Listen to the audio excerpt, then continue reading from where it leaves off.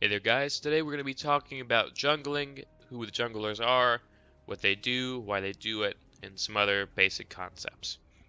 Now, let's look at our established junglers as of right now in the game currently. Fengmao, Grux, Killari, Chimera, Sevrog, and Rampage. Now, occasionally people will take Steel into the jungle, although I consider him to be more of a tank support than anything. This also applies to Richter, though I've never seen him in the jungle thus far.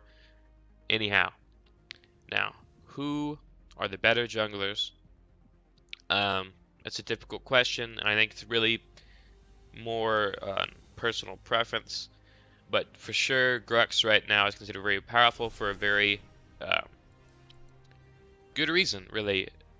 Now, junglers don't spend 100% of the time in the jungle. Never do that. Never put ganking in a lane over never put farming a jungle camp over ganking in a lane. Now, always make sure a gank is likely to happen at least, because you don't want to spend time, you don't want to waste time waiting for a gank that's not going to happen, that's no good. It can really slow you down and cripple you for the later game. Now, why do I say they're good at ganking? Well, here's why.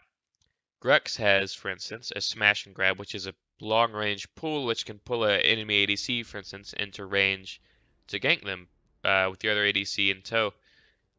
Uh, This is very good. Not to mention he has double pain, which is a bleed damage, as well as a pretty solid amount of physical damage immediately. This is good for ganking because if they have that low amount and they're trying to run away or they're walking away and they're, a sliver, this bleed damage might finish them. Charge.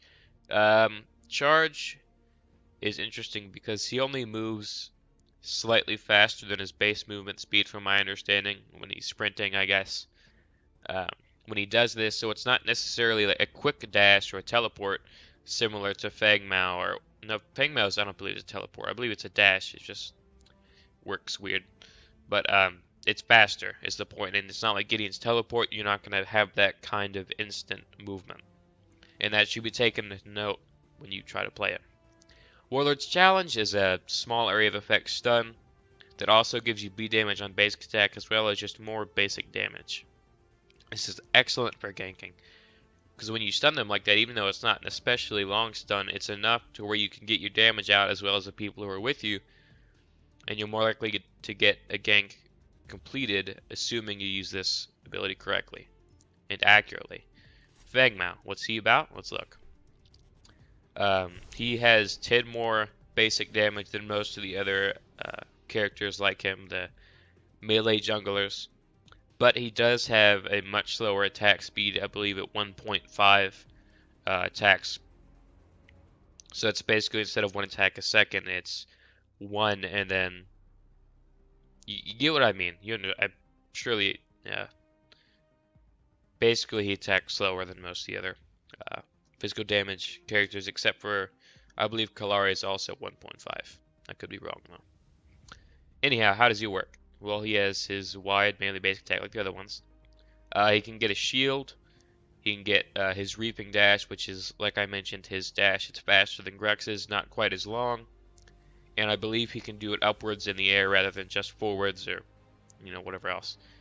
Hamstring is a very wide area of effect physical damage swing that applies a pretty solid movement speed slow. This is crucial for his ganks, because when he hits it, they're slow. But the trick is the order. Earth Shatter is okay. It's a pretty sizable amount of physical damage, and he gains a shield afterwards. This is usually used as a finisher rather than initiator because he's kind of slow in doing it. Um, Now, in what order are you supposed to do this? Although, oh, that's right. Okay. It's no longer applicable to him because they took away passives. There used to be a connection between all his abilities and how they interacted, but I suppose that is no longer the case. No. But here's the thing. If you can, I personally believe you should avoid using Reaping Dash to initiate. I think it's better if you can, to get up to them and then start using your, your hamstring, your conversion shield, your sweep. Um, Icing, it's better because then you can chase after them better if they start to get away. Like if you're attacking a Gideon, for instance, but his dash or teleport's longer than your dash, so it might not work out anyways. But yeah, he's similar to Gux in his ganking style, where you get to them and then you stop them from getting away. Really, that's what ganking's all about, honestly. Now on a Killari, Killari, in my opinion, is one of the best gankers in the game, but she's also honestly the hardest character in the game to play. Um, so if you're going to play her, make sure to go into some bot matches first and really look into it. Look up some different builds, some different concepts, and try to learn those.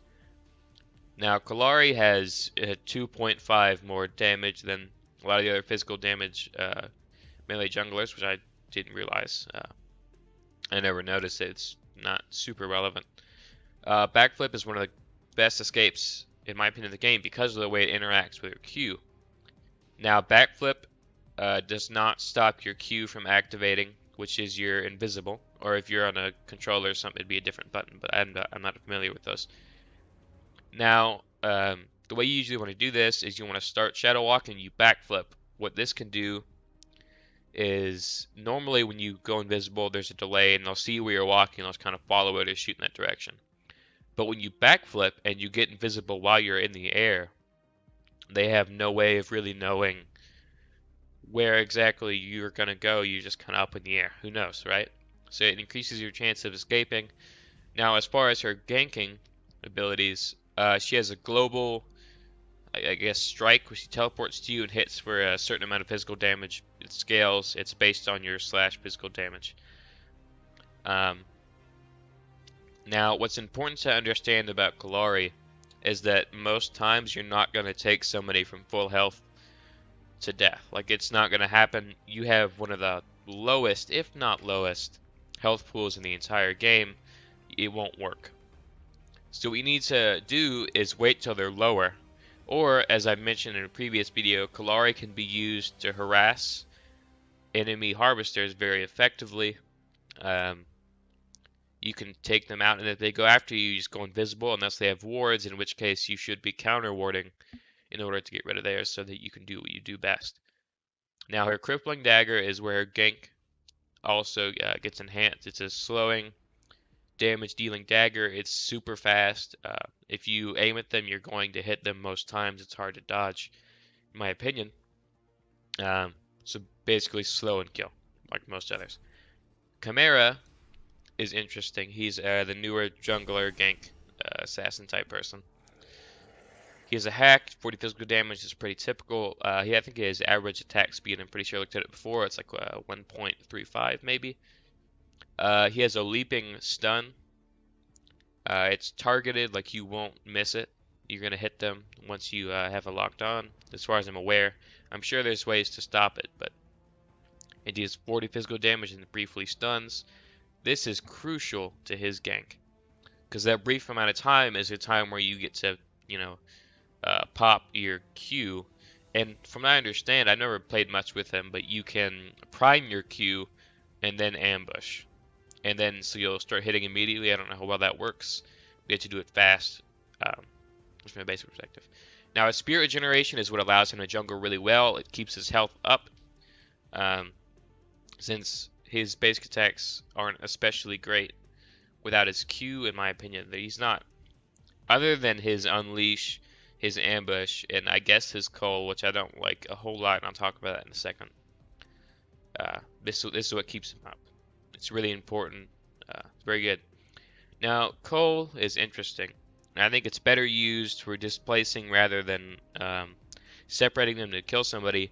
For instance, if you got behind the ADC on the enemy team and you use it on them, you'd be singling them out, but let's say you had a Decker in front of the ADC with the rest of the ADC's team in front of him.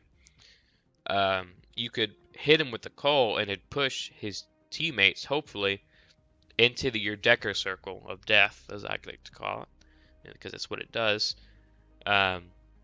They'd be stuck in there while you can beat him up. He might choose to just join his team in the circle or try to run. Kind of depends. Um, that's really the better use rather than using it in a non-team setup situation. Uh, I just don't think it'd be very good. Now, what needs to be also noted about Chimera is that once you commit, you're in. You don't have any escape whatsoever. None. So you need to be ready and you need to make smart decisions. Never jump onto a big group of enemies when it's just you. You will die. You will not escape most times unless you juke really well, but that's debatable. Now onwards to Rampage. Rampage can also be used in lane, I think. And so can the other ones. I mean, nobody's necessarily restricted from going in lane. But he's like the tank fighter jungler. He used to be really, really broken, but now he's less broken. Uh, I can't speak for how well balanced he is, but he's alright. He has the basic melee physical damage for the other junglers, 40. He has a pounce. Unlike Chimera's leap that stuns, you have to aim this. It's not targeted. If you swipe while you're pouncing, you can cause yourself to go down at any point along your path of your pounce. And that's really important. It can be used to aim better and hit more successful pounces. This can be used as an initiation and escape. Usually it's used as an escape when you're in your enraged form, which makes it longer. I think higher even. Uh, but otherwise, it's not especially long. You could use this to close a little bit of distance, block off an enemy running away, things like that. It's his ganking ability. Boulder throw is a stunned bolt. It's a boulder that he throws, and it'll stun them and deal some physical damage. Now, it needs to be pointed out, this is an excellent stun. It's 2 seconds. A lot of the other stuns are brief, but this one's quite long, and it can be used to set up a lot of really great ganks if aimed correctly. Now, there's a very obvious visual cue when you're getting ready to throw a boulder, like they can see you holding it. And typically they'll get out of the way because they know what that means. So you need to be careful with your use of it. Don't hold it out all the time, otherwise you're unlikely to hit it.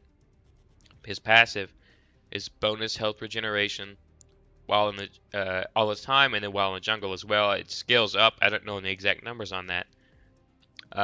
For me personally, I think Chimera's health regeneration is a little bit better, but that's because this isn't really the highlight of Rampage's being. Really, it's this.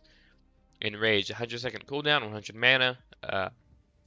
He gets 100 health regen for the next 15 seconds, and then this increases as you imagine as it levels, and then his pounce gets greatly increased.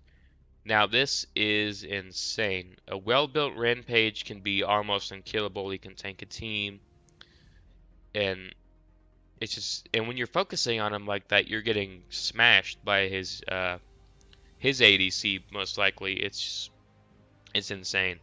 You need to be careful not to focus too hard into the ADC. It can really screw you over, but he can deal a reasonable amount of damage, and you shouldn't necessarily dismiss him as a threat.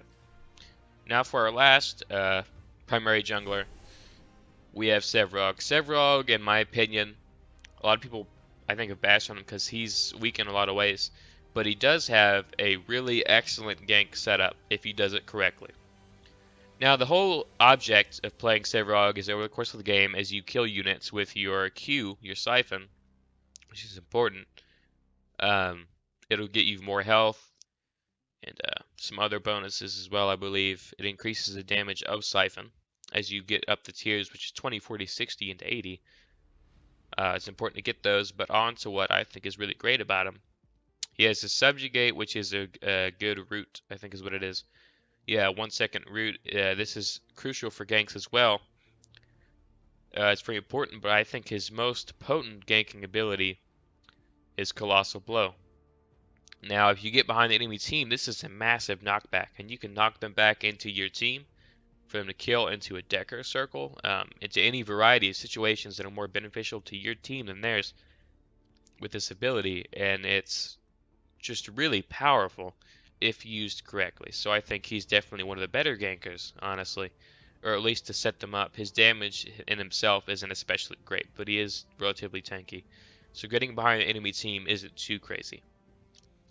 Now, as an overall point to be made, when you're a jungler, it is important, not just important, but you have to have harvester keys. That's one of your jobs, is that as you're passing through the jungle, getting jungle camps, or getting ready to gank, you're picking up those harvesters, you're collecting them at times. That's really one of your big jobs. So having a 3-point special harvester's keys is bad, especially when, I believe, if I remember correctly, there's a few special keys like this one, Beastmaster's Key. There's a couple different variations, I think, but it gives you bonus damage to jungle creeps, 50% bonus, which is great. I think it's specifically to your cleave, I think, is how that works. But it's really good. It's really good to have these other variations. But what I'm trying to say is always have harvester keys on your jungler, no matter what. And your support should also at least have one available. But yeah. Anyways, guys, that's all I wanted to say today. This is just a basic. If you're new or you don't know that much about the jungler role, this is kind of where it is. Who the junglers are, what they mean, what they're good at, the ganking possibilities. And that'll be all. Until next time, guys.